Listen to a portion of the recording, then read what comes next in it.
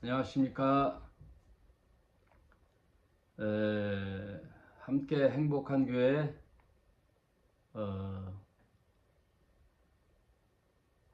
사복음서 말씀 가지고 나누는 그런 시간을 갖도록 하겠습니다.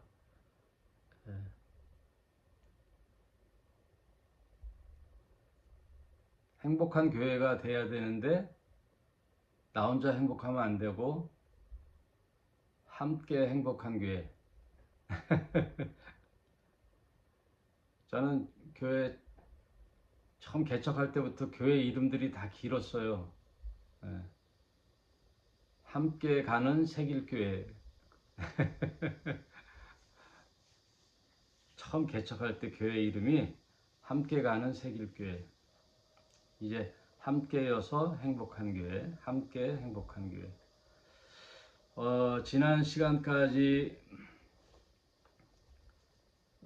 마태복음 8장 백부장의 믿음까지 살펴봤죠. 그래서 그 8장 하반부에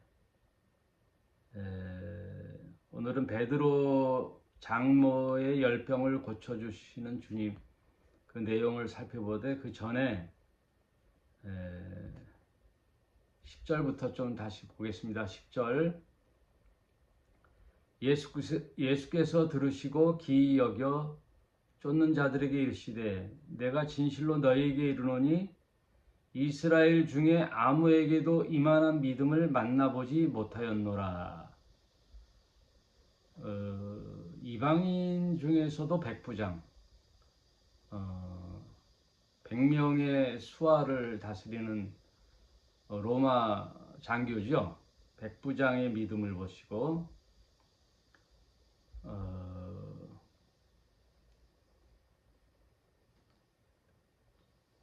내가 준비는 안 했는데 문득 저 생각이 나네요.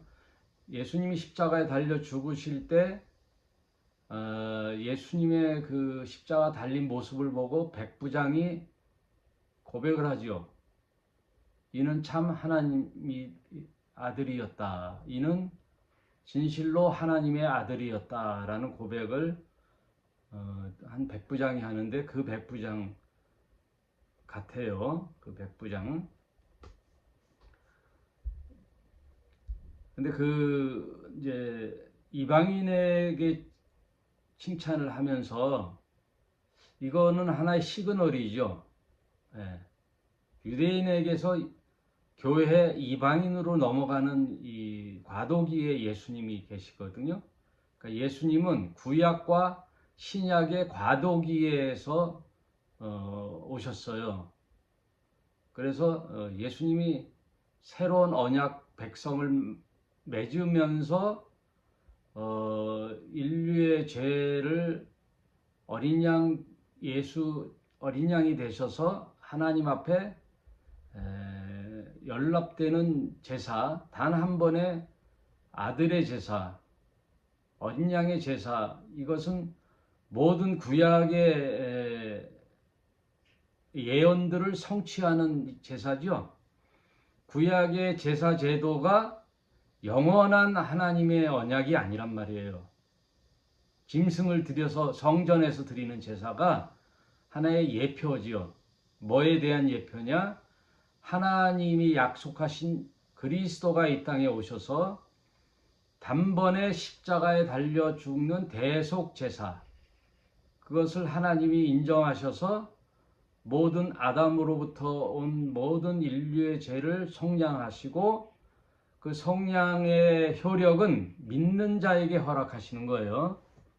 요게 포인트죠. 믿는 자에게 죄의 용서함, 그거에 대한 모든 예표가 구약이란 말이에요. 그래서 구약과 신약을 이어주는 중간 이 과도기에 예수님이 오셨어요. 그래서 예수님의 생애는 구약적 삶을 사시는 거예요. 이것도 굉장히 중요한 포인트입니다. 예수님의 생애도 구약의 시대를 사신 거란 말이에요. 아직 신약이 안 열렸단 말이에요. 신약은 언제 열려요? 예. 예수님이 다 이루셨다 하고 십자가에 돌아가시자 하늘로부터 진동이 있고 성전의 지성소에 성소와 지성소 사이에 있는 휘장이 위로부터 아래로 찢어지는 것다는 것은 뭐냐면 구약은 끝나고 성전 제도는 끝나고 신약이 열렸다는 뜻이에요. 그 지성소는 1년에 한 번 대제사장만 들어갈 수 있는 그런 하나님의 임재의 상징 법궤가 있는 곳인데 그게 열렸다라는 뜻은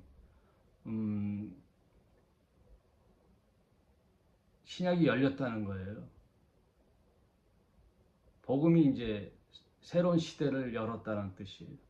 그래서 신약이 시작되면서 본격적인 것은 아버지로부터 약속된 성령을 내가 너희에게 보내줄 터인데 하고 사도행전 2장에 나오죠. 너희는 예루살렘을 떠나지 말고 요 내용은 1장에 예루살렘을 떠나지 마라. 내가 보내줄 성령이 너에게 임하시면 너희가 권능을 받고 예루살렘은 작죠. 예루살렘과 온 유대 점점 이제 확장되는 거예요. 그리고 사마리아와 땅 끝까지 이르러 그 당시 땅은 끝은 스페인이죠. 그러니까 복음이 증거되는 것에 대한 예수님의 말씀이었단 말이에요. 어떻게 되면 새 시대가 열린다. 누가 오면? 성령이 오면. 비로소 교회 시대가 열리는 거예요. 이방인의 시대가 열리는 거예요. 그거에 대한 시그널이란 말이에요. 내가 이만한 믿음을 만나보지 못했다. 자 보세요. 예수님은 굉장히 세대적 예언적 말씀을 하시는 거예요. 오늘 그걸 좀 살펴보려고 그래요. 또 너희에 이르노니 동서로부터 많은 사람이 이르러 그것은 뭐예요? 유대 예루살렘이 아니란 말이에요. 이제는 동서로부터 많은 사람들이 이르러 아브라함과 이삭과 야곱과 함께 천국에 앉으려니와. 원래 이스라엘 백성만이 아브라함의 자손인데 이제는 그 유대 민족을 초월한 원래 아브라함을 택한 목적이 뭐냐 하면 열방의 아비가 되는 거거든요. 너희가 제사장의 나라가 되어 열방의 하나님의 계심을 선포하는 계시의 통로로 이스라엘을 택했는데 이스라엘이 선민 백성의 매너리즘에 빠진 거죠. 결국 그래서 자신이 죽는 거예요. 그러니까 자신의 정체성을 깨닫지 못하면 죽는 거예요. 사멸해 버리는 거예요. 대한민국 개신교의 정체성을 깨닫지 못하잖아요. 사멸해 버려요. 개신교는 이제 버림받아요. 이미 국민으로부터 버림받기 시작한 거예요. 지금 개신교가.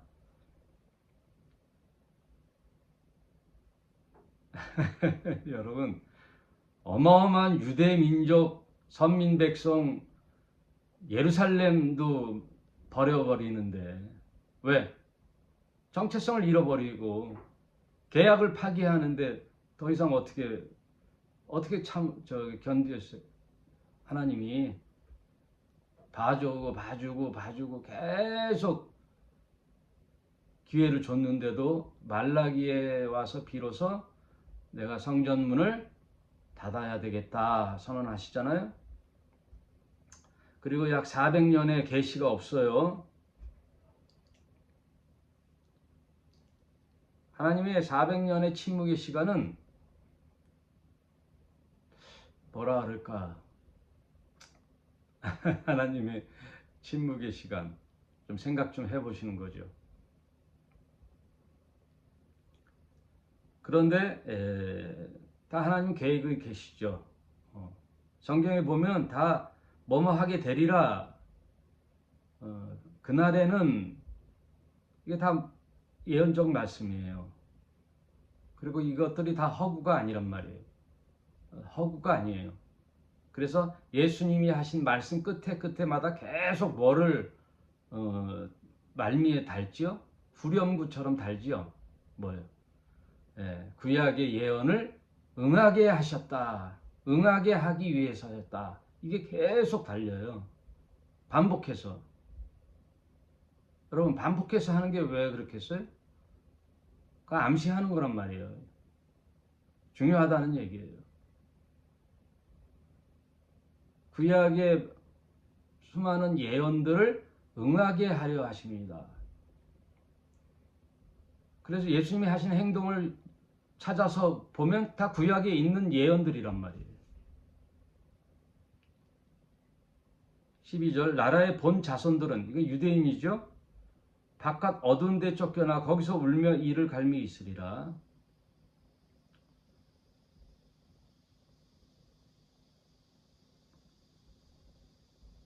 예수께서 백부장에게 이르시되 가서 내 믿음대로 가라 내 믿음대로 될지어다. 이제 이방인에게 복음이 열리는 거란 말이에요. 그래서 이걸 큰 테마로서 뭐라 그러는지 아세요? 먼저 된 자 나중 되고 나중 된 자 먼저 되는 거란 말이에요.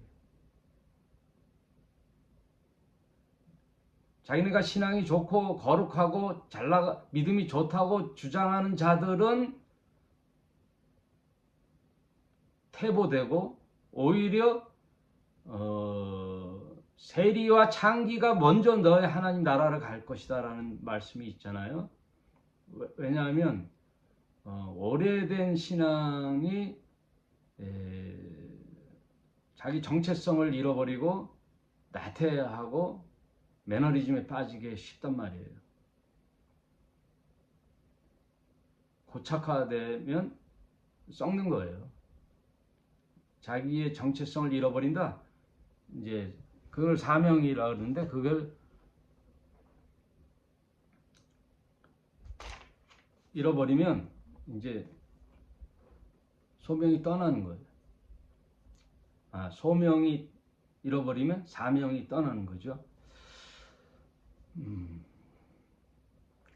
약간 시그널을 준 거예요. 이제 교회 시대가 이방인의 시대가 열린다라는 것을 오늘 이제 본문으로서 베드로의 장모의 열병을 고치시다.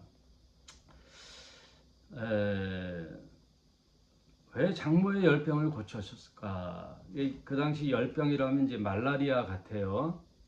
말라리아가 그때 많이 저기 됐는데 말라리아는 굉장히 치명적인 열병인데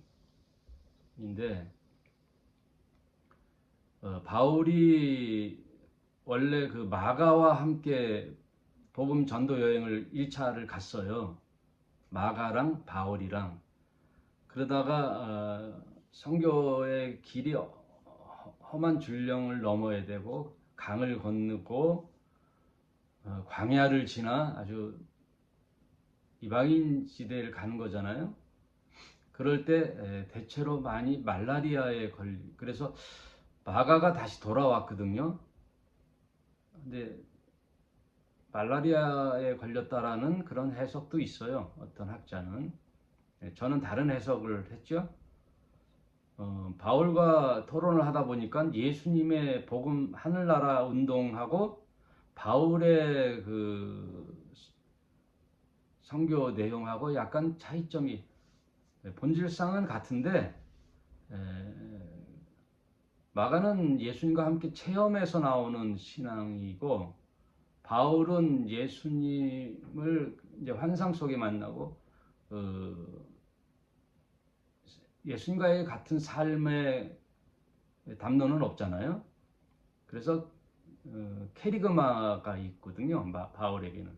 그거는 예수님의 십자가의 죽음과 부활, 그리스도의 십자가의 죽음과 부활이 그 바울의 캐리그마의 전부예요. 근데 예수님이 살아있을 때 했었던 말씀에 대한 담론은 없어요. 그러니까 거기서 이견이 있어서 나왔다라는 그런 또 해석도 있고, 아무튼 이거는 신학 공부할 때 서로 토론하는 내용들인데 너무 알 필요는 없고, 하여튼 예수님이 베드로의 집에, 이제 베드로 집이 어디 있느냐, 이제 예수님이 나사렛에서 이제 갈릴리 호수 북부에 옮겨요. 갈릴리 호수의 그 북부에 있는 거기가 가버나움이라는 데가 있어요. 그 가버나움을 예수님 복음의 본초 기지로 삼는 거예요. 거기를 주로 활동하시다가 또 글로 돌아오시는 거예요. 거기에 나사로, 마리아와 마르다, 나사로 집도 거기 있고, 그러니 예수님이 좀 피곤하셨다 하면은 나사로 집에 자주 갔단 말이에요. 나사로 집에 그렇게 사랑하셨단 말이에요. 친구죠. 그리고 베드로 집도 그 가까이 있었고, 그런데 이제 베드로가 제자의 수장이잖아요. 그 수장은 항상 그 대표성을 띠는 거예요. 12제자를 부르실 때 베드로를 택하시는 거죠.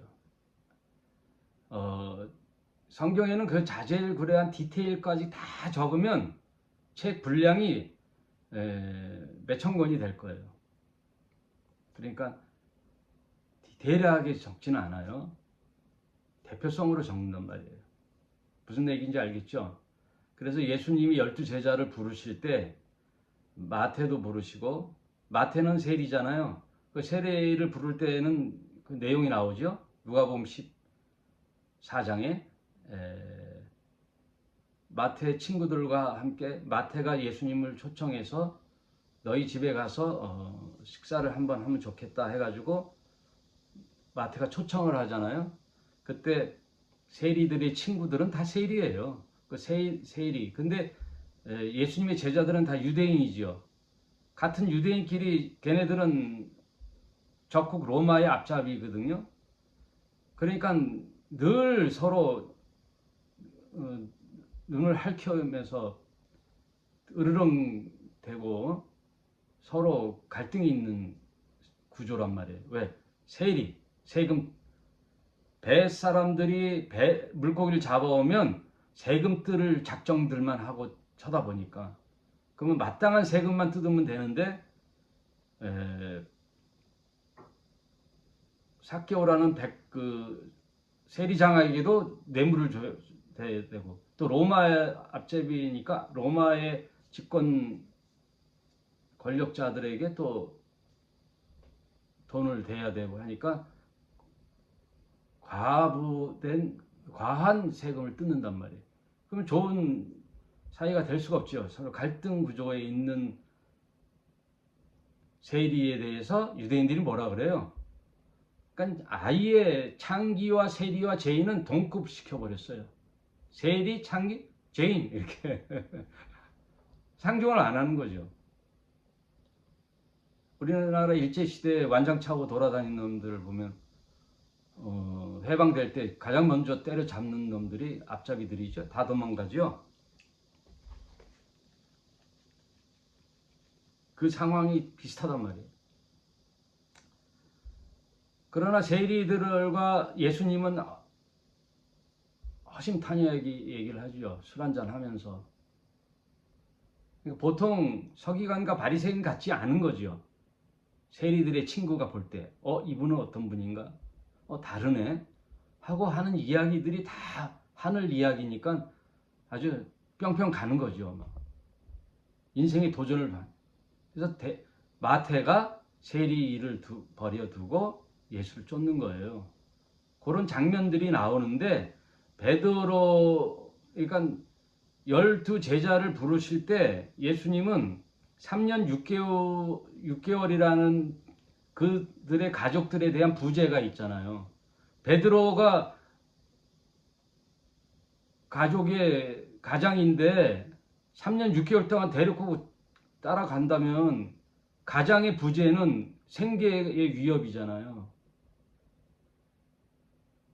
그러니까 예수님이 다 조치를 하신단 말이에요. 그런 거 안 나오죠? 예수께서 베드로 집에 가서 그의 장모가 제일 베드로가 예수님 그 나사렛 예수라는 목수를 따라다닌다니까 난리 친 사람이 누구겠어요? 마누라하고 장모죠. 예? 배서방 지금 뭐 하는 거야? 당신 정신이 있어 없어? 어부가 물고기 잡는 방법을 기가 막히게 가르쳐 준다는 사람이 있으면 몰라. 목수를 쫓아가 말이 돼? 이씨 막 반대를 했겠죠. 그걸 예수님이 아시는 거예요. 근데 마침 장모가 열병을 앓아 엄청 이제 고통을 받는 거죠.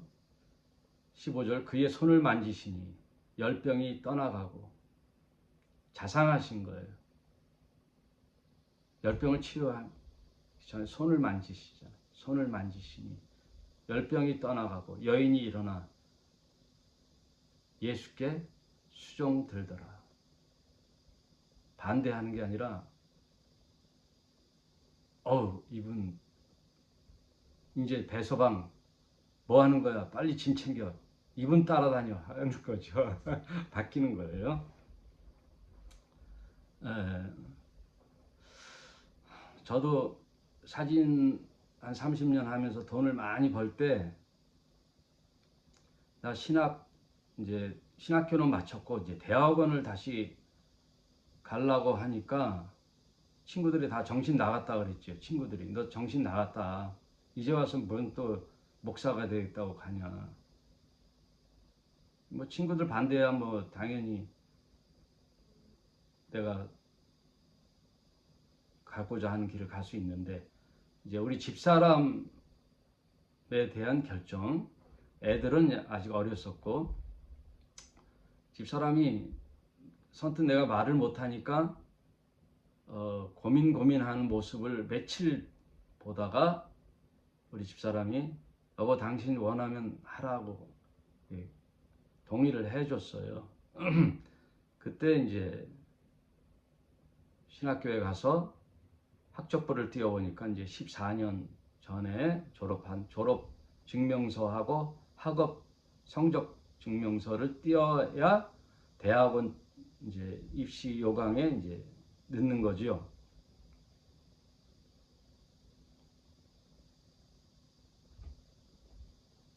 예수님도 베드로를 이제 부르시면서 그만한 이제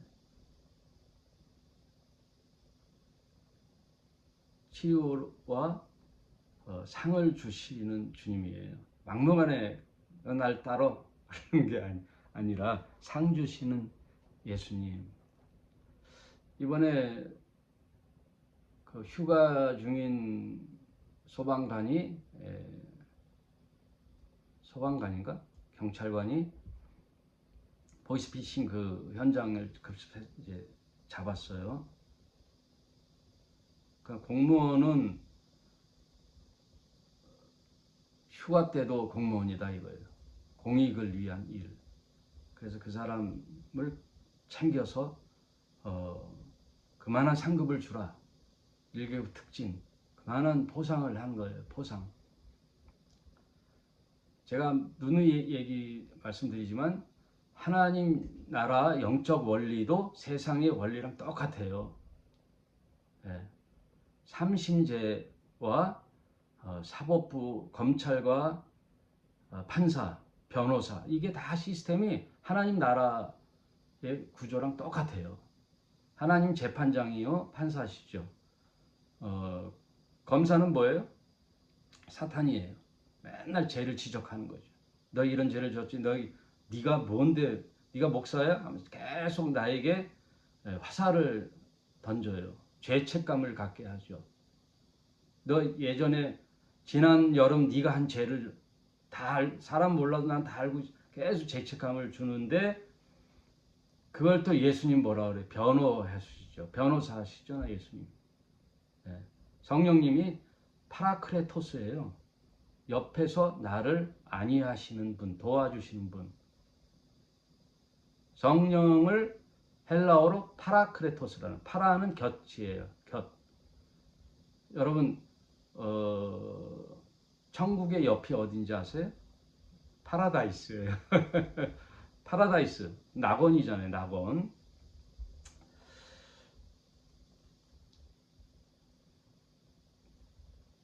예수님이 우리의 변호사시죠. 그러니까 그래서 범죄하면 어디 가요? 감옥에 가요. 감옥에 가서 준비해야 하잖아요. 재판 받으려고 대기 중이잖아요. 그럼 판사가 땅땅땅 때리면 그만이시죠. 그럼 예수님은 어떤 분이라 그랬죠? 네, 대법원장의 마지막 판결을 선언하시는 분이 예수님이에요. 다 이루었다. 땅땅땅. 더 이상 뭘 구약을 붙잡고 있어요. 다 이뤘는데. 다 이뤘어요. 안식일, 11조, 구약의 모든 율법과 율례, 예수님 다 이루셨어요. 이제 자유하라 다 이루신 거예요. 그래서 안식일은 뭐예요? 예수님이 내 안에 오셔야 참 자유, 죄로부터의 자유와 기쁨과 안식을 누리는 거니 매일이 안식일이라는 거예요. 여러분, 매일이 안식일이에요. 주일날 교회 가서만 안식일이 아니란 말이에요. 이런 엄청난 복음을 오히려 막는 자가 교회란 말이에요. 그래서 심지어 예수님 뭐라고 그러냐면은 바리새인들에게 너는 참 열심히 있다. 그래서 제가 톡방에 악과 사탄과 불법은 아주 성실하다 그랬어요. 성실해요. 바리새인들이여, 외식하는 자들이여, 너희는 한 사람을 택하면 그 사람을 자기와 함께 만들려고, 자기와 같은 사람을 만들기 위해서 강 건너 바다 건너 땅 끝까지 이르러 그를 쫓아간다 그러거든요. 그래서 결국은 그 사람을 자기 제자 삼아 더한 지옥 백성 만드는도다. 예수님이 아주 신랄하게, 어쩜 그렇게 이단 사이비 시스템을 그대로 말씀하시는지. 엄청난 열심을 하잖아요. 네? 개신교도 열심히 하는데 그보다 더 열심히 하는 게 이단 사이비들이잖아요. 엄청나게 교리를 다 외우고 성경 공부를 엄청 열심히 하고 네? 여러분 뭐예요? 여러분 일주일 내내 뭐 하시는데 그렇게 열심을 내어 자기보다 더한 지옥 백성 만든다는 거예요.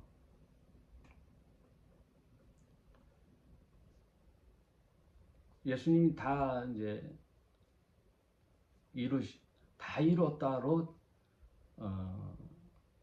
이 세상에 자유를 선언하는 거예요. 자유. 그러면 자유하니까 막 방종으로 막 사느냐? 그게 아니란 말이에요. 기쁨과 자원하는 마음으로 주님의 종이 되는 거예요. 거꾸로 역설이죠. 역설. 여러분 내가 분별하는 법을 가르쳐 줄게요. 이게 율법이냐 사랑이냐. 뭘 하는데 억지로 하거나 힘들잖아요. 율법이에요.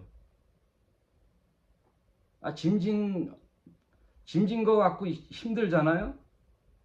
율법이에요. 같은 일인데도.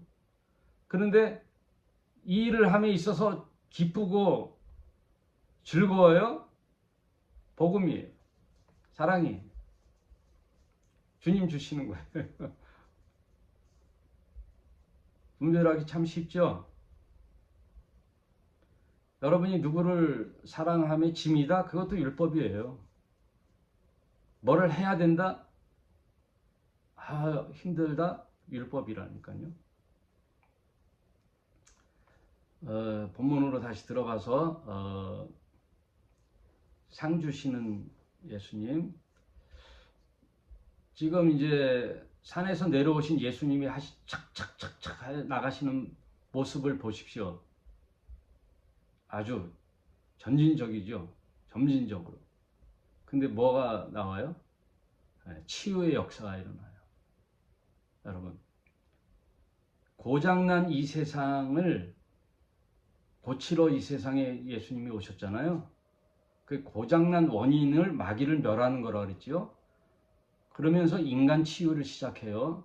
이 세상의 물질 세계를 일단 고치는 게 아니에요.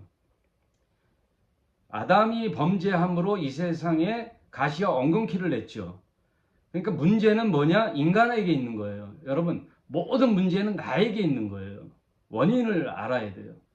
치유하려면 원인을 알아야 돼요. 그래서 예수님은 고장난 이 세상에 오셔서 가장 먼저 인간을 치유하시는데, 육체의 질병이 이 죄의 원인이거든요.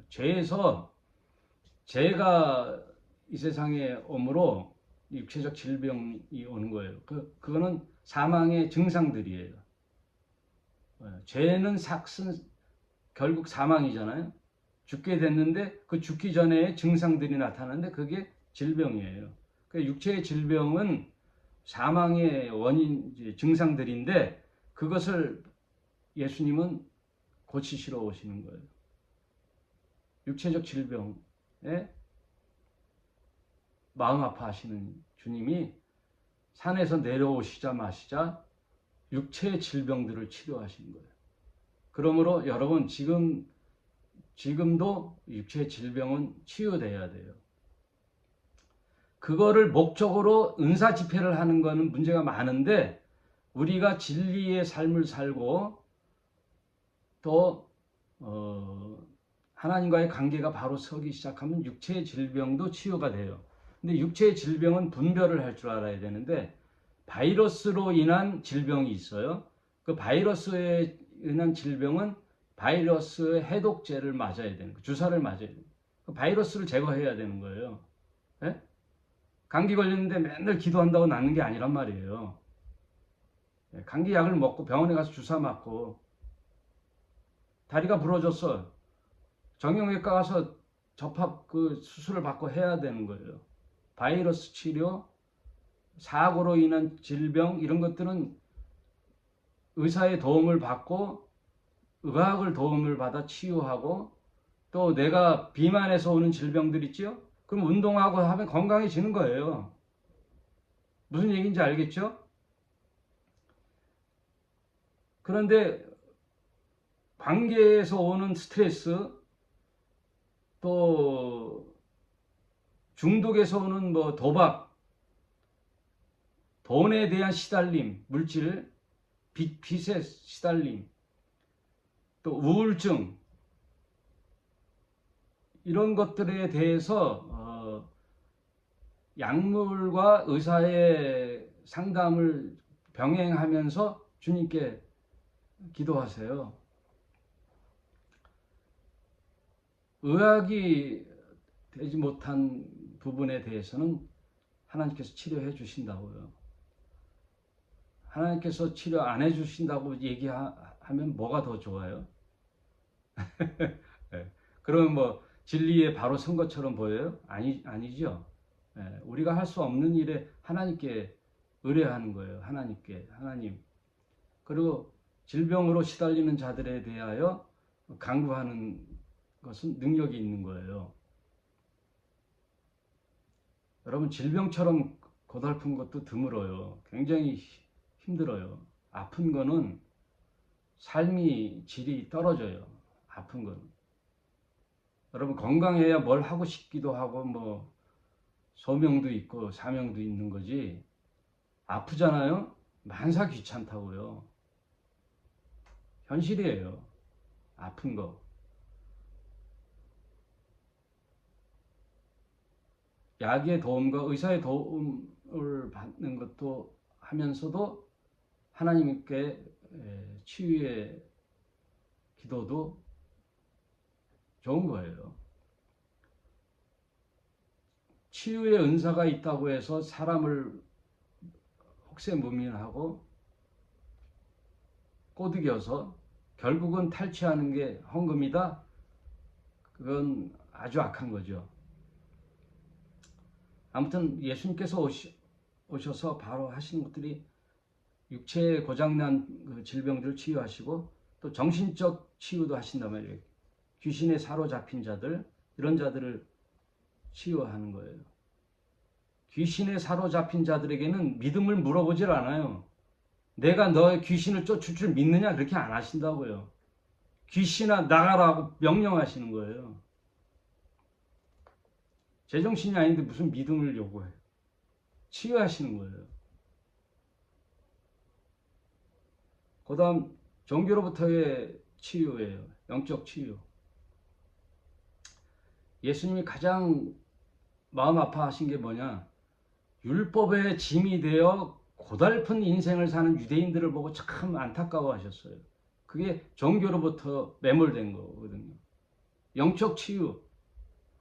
그래서 수고하고 무거운 짐진 자들아 다 내게로 오라.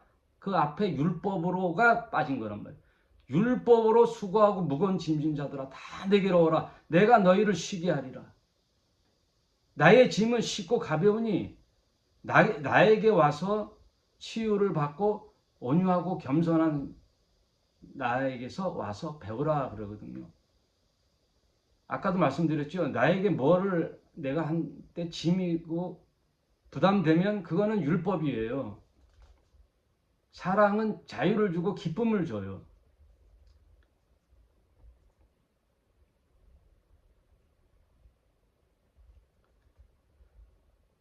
예수님은 우리에게 복을 주셔요.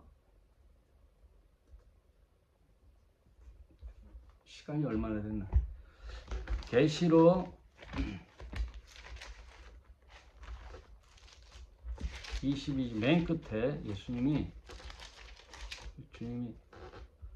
22장 12절 보라 내가 속히 오리니 내가 너희에게 줄 상이 4개 있어 각 사람에게 그의 일한 대로 갚아주리라.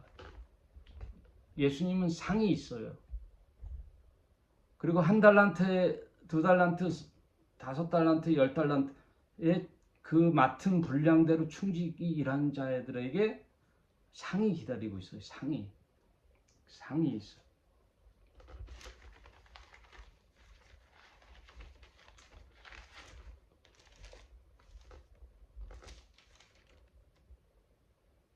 마가복음 10장 29절 예수께서 가라사대 내가 진실로 너희에게 이르네. 예수님이 얘기할 때 그냥 얘기 안 하고 앞에 진실로 하면 굉장히 중요한 말의 강조예요. 진실로. 그거는 예수님이 자기 생각대로 한 게 아니란 뜻이라고 내가 얘기했죠. 예수님은 그 진실로라는 어원이 아멘이에요. 아멘. 영어로는 트루리인데 원래 그 헬라어에는 아멘으로 돼 있어요. 그래서 아멘이 예수님에게는 독특하게 앞에 붙는다 그랬죠. 우리 그 교회에서는 아멘이 뒤에 붙죠. 목사님이 뭐라 그러면 아멘 하고 뒤에 붙잖아요. 그게 아니라 예수님은 앞에 붙여요. 아멘을. 그 말은 무슨 뜻이죠?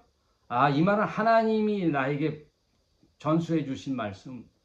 아버지가 일하시니 나도 일한다. 아멘 아멘 하고 얘기하는 거란 말이에요. 이해되셨죠? 아버지 하나님이 이렇게 말씀하셨어. 내가 그걸 그대로 아멘으로 받았어. 나는 아버지의 뜻을 전달하러 온 사람이야. 나는 중보자야. 내가 왜 진리인지 알아? 내 뜻대로 하지 않아서 그래. 이게 요한복음의 요지예요. 요한복음의 요지가 내 뜻대로 하지 않아. 나는 아버지의 명령을 따를 뿐이야. 그러니 너희들도 나의 뜻을 따라. 성령님도 예수님의 진리의 말씀을 증거하시는 분이에요. 그래서 삼위일체라는 분은 서로에게 권력, 권한과 힘을, 권세를 양도하셔요. 하나님은 아들 예수에게 모든 권한을 주셔요. 그렇다고 아들은 자기 마음대로 아니에요. 오직 아버지의 뜻만을 순종하셔요. 그럼 성령님은 어떻게 해요? 아버지와 예수님의 뜻과 말씀을 증명하신 분이 성령이란 말이에요. 그러니 직통 계시 받아갖고 성령이 이렇게 말씀하셔서 하고 성경하고 다른 말을 했다? 다 가짜. 이렇게 신학이 중요한 거예요, 사실. 그래서 성경 말씀을 어떻게 해석하는가가 굉장히 중요한 거란 말이에요. 그리고 자기가 어쩌고 저쩌고 옳다 얘기하는 사람 다 이단 사입이에요. 다 성경적 근거를 대야 되는 거란 말이에요. 그래서 무슨 종교 단체에 이름이 있으면 그건 이단이란 말이에요. 이단. 아유, 할 일이 많은데, 할 얘기가 많은데, 이단 얘기하려면 또 길어져. 마가복음 10장 29절 상 주시는 예수님, 예수께서 가라사대 내가 진실로 너에게 이르노니 나와 및 복음을 위하여 집이나 형제나 자매나 어미나 아비나 자식이나 전토를 벌인 자는, 이 말은 십자가를 지란 뜻이에요. 한마디로 십자가를 지면 끝나느냐, 그게 아니에요. 30절 금세에 있어 금세와 내세를 얘기하셔요. 금세는 어디? 이 땅에서 집과 형제와 자매와 모친과 자식과 전토를 100배나 받되, 100배를 받아요.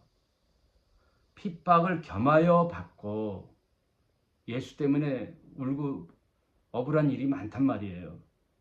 그러나 상을 받는 거예요. 죽어서? 아니에요. 이 땅에서 금세에서 100배나 받되 내세에서 영생을 받지 못할 자가 없느니라. 주님의 말씀이에요. 약속이에요. 주님의 약속은 절대 변함이 없어요. 0.001 오류도 없어요. 금세에서 상을 받고 내세에서 영생을 받지 못할 자가 아무도 없느니라. 상 주시는 주님이세요.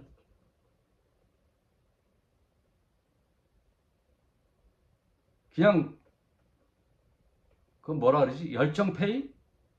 주님 그런 분이 아니란 말이에요. 예? 주님이 우리를 막 그냥 가스라이팅 하신다고?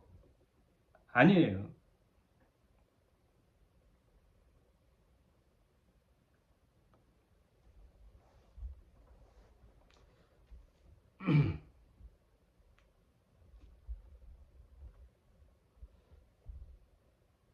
그리고 장모의 열병을 고치시고요. 16절 날이 저물매 사람들이 귀신 들린 자를 많이 데리고 예수께 오거늘, 예수께서 말씀으로 하잖아요. 말씀으로 아버지의 뜻을 따라 귀신들을 쫓아내시고 병든 자를 다 고치시니, 누구는 고치고 누구는 안 고치고 아니라 다 고치시니, 이는 선지자 이사야로 하신 말씀에 우리 연약한 것을 친히 담당하시고 병을 짊어지셨도다 함을 이루려 하심이더라. 다 예수님은 계획하에 오시는 거예요. 계획. 오늘 이것만 하고 마칠게요. 하나님은 계획하에 오셔요. 계획. 예수님은. 그래서 뭐뭐 하게 되리라라는 미래형 말씀이 많아요. 그런데 예수님이 하신 미래의 말씀은요, 미래 완료형이에요. 왜? 신의 약속은 그냥 이루어지는 거란 말이에요. 이것도 재미있는 포인트예요. 신의 약속은 이루어질 수도 있고 안 이루어질 수도 있는 게 아니에요. 미래 완료형이란 말이에요.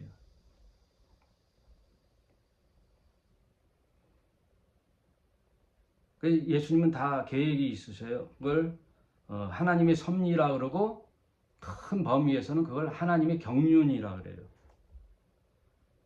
그래서 인간의 자유의지와 하나님의 주권을 큰 틀에서 하나님이 경륜으로서 섭리해 나가시는 거예요. 그걸 인간의 자유의지와 하나님의 주권이 조화롭게 해서 이 역사를 진행해 나가는 이 역사의 흐름을 하나님의 경륜이라 그래요. 예수님은 최고의 인간이 개발한 AI의 수만 배의 오류가 없으셔요. 챗 GPT 요새 뭐 하면 AI에 물어보지요. 그러면 축적된 정보가 오류가 있으면 AI도 오류를 답을 한단 말이에요. 데이터가 오류가 있으면. 그런 인간이 하는 게 뭐가 뭐 완벽해요. 오류가 있죠. 그 오류를 줄이는 건데 이게 굉장히 위험한 거죠. 그런데 하나님의 아들 예수님은 AI의 수만 배의 데이터와 능력과 경륜을 갖고 능력을 갖고 계셔요. 없는 것도 없음에서 유로 만드시는 분이고 유에서 무로 만드시는 분이에요. 그거 하나만 아시면 안 돼요. 없는 것에서 유로 창조하신 분은 유에서 무로도 하시는 거예요. 그래서 예수님이 뭐라 그래요? 천지는 없어지겠으나 나의 말은 영원하다. 그래서 결국은 고장난 이 세상의 사람들을 먼저 치유하시고 예수님이 다 이루었다 하시고 인간을 치유하시잖아요. 그러고 나서는 인간 때문에 왔던 이 지구의 물질 세계의 고장도 고치신단 말이에요. 에? 인간부터 치유하시고. 그래서 천지는 없어지겠으나 없어져요. 그리고 어떻게 해요? 새하늘과 새 땅이 기다리고 있는 거예요. 그게 새하늘과 새 땅인 거예요. 예수님이 요한복음 14장에 뭐라 그래요? 걱정하고 두려워 말라. 내가 잠시 내 아버지께로 갔다가 너에게로 다시 올 때 아버지 집에 가서 아버지 집에는 거할 곳이 많도다. 거기에 보면은 집을 마련하러 간다 그럴 때 그게 맨션이란 말이에요. 그 집이 맨션이에요. 그 맨션이란 말은 뭐예요? 없는 게 없는 아파트, 옛날 맨션 아파트 다 갖춰진 거. 완벽한 집이 마련되면 내가 너희에게 다시 와서 나 있는 곳에 너희를 데려가리라. 그게 신천신지란 말이에요. 신천지가 아니라 새하늘과 새 땅. 그러면 여기가 어떻게 돼야 돼요? 여기서 천국의 삶을 살고 우리가 육체를 벗는 날 하나님과 예수님이 생각해 놓으신 영원한 그 세상, 그게 영생이에요. 그래서 아까 뭐라 그래요? 내세의 영생을 받지 못할 자가 없느니라. 이것을 조화롭게 믿는 거란 말이에요. 뭐만 하나에 매몰되면 안 돼요.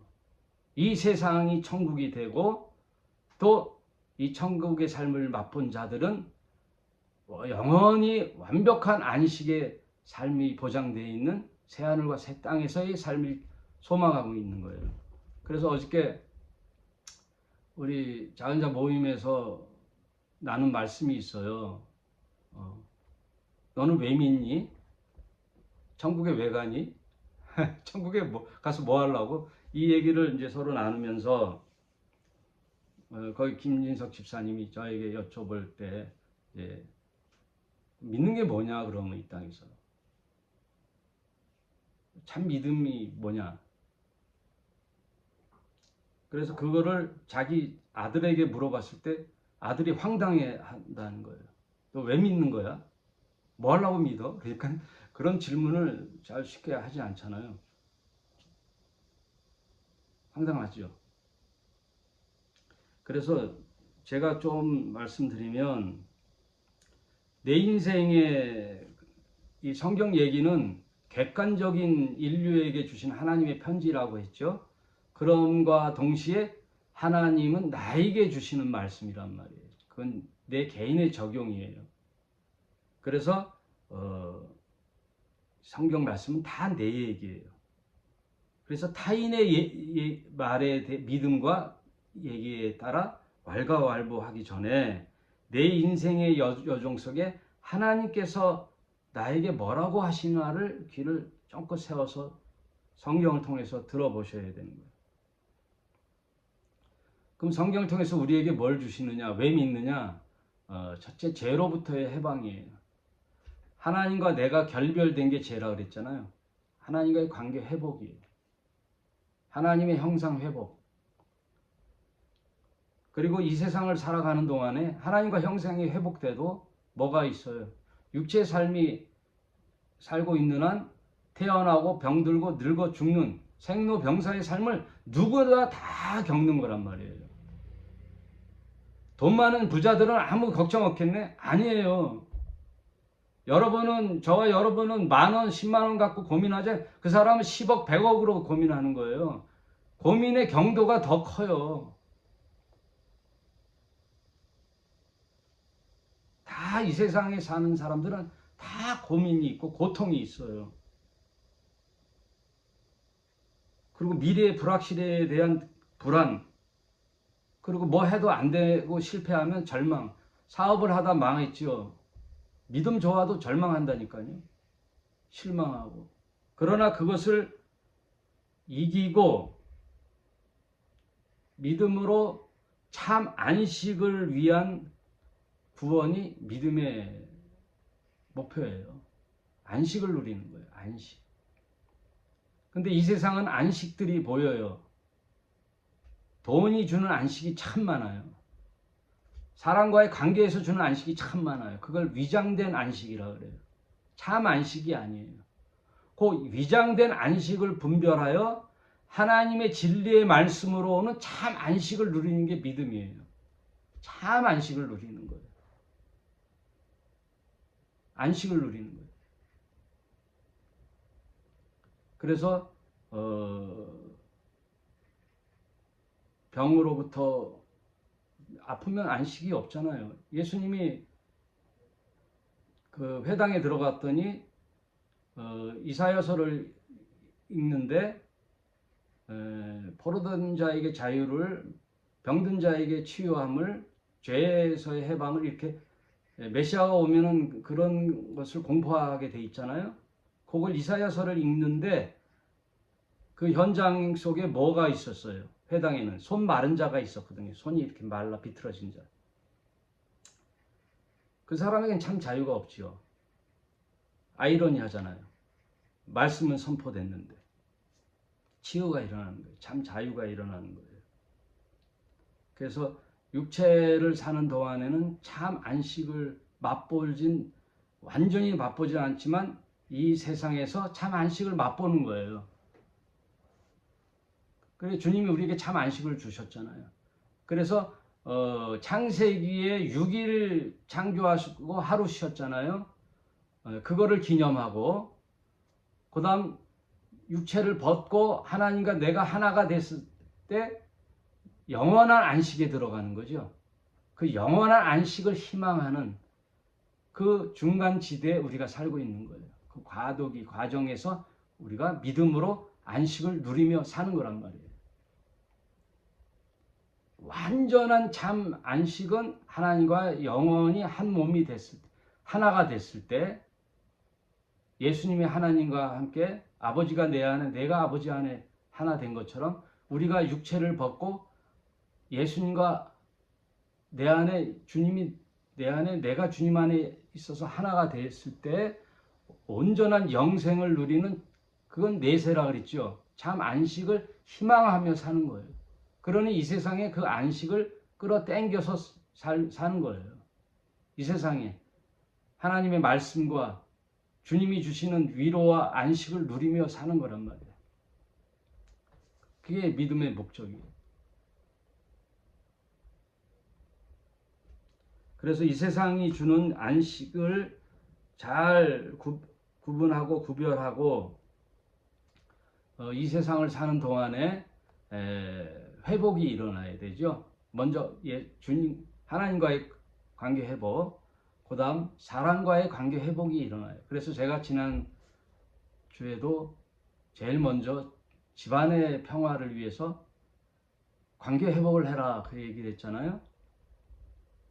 아내와의 관계 회복이 제일 우선이라 그랬죠. 아내와의 관계 회복을 위하여 이제 애쓰고 계시죠? 제 얘기는 다 그냥 참고에 불과해요. 절대 내게 될 수가 없어요, 여러분. 각자가 답이 있어요. 성경에서 주는 답은 믿음과 사랑이에요. 이것이 정답이에요. 사랑만이 정답이에요. 믿음과 사랑은 동의어이기 때문에 사랑이 정답이지만 각자 삶의 여정이 다 달라요. 100이면 100명이 어느 환경에서 태어났고 어떻게 해서 자라고 교육 환경 어떻게 무슨 뭘 듣고 자랐는지 불교 집안에서 자랐는지 기독교 집안에서 자랐는지 아버지가 목사인지 다 틀리단 말이에요. 그런 수많은 관계 속에 이 여자와 저 남자가 만나서 부부가 됐는데 어떻게 저와의 그게 똑같겠어요? 다르죠. 다만 참고하는 거잖아요. 정답은 성경에 나온 사랑, 십자가의 죽음 사랑, 그게 정답이고 적용은 다 다르단 말이에요. 그래서 사람의 간증에서 현혹되지 말고 사람이 이렇게 했다고 해서 현혹되지 말고 성경의 십자가의 죽음 사랑을 붙잡고 성령께 구하면서 나가시란 말이에요. 저는 그렇게 답을 해주고 싶어요. 누구는 이렇게 해서 이렇게 했다 하고 주눅들지 말고 실망하지 말고 주님이 주시는 나만의 십자가가 있단 말이에요. 남편을 섬기라니까 괜히 또 짐이 돼 가지고 그럼 율법이라 그랬죠? 기쁨이 있어야 돼요. 기쁨. 여러분 그렇다고 실망하지 마시고 주님이 내가 너와 함께 한다고 하셨으니까 주님이 함께 해서 승리하신단 말이에요. 이기는 삶을 사시란 말이에요. 오늘 말씀 여기까지 하겠습니다. 여러분 한 주간도 승리하시길 바랍니다. 예, 감사합니다.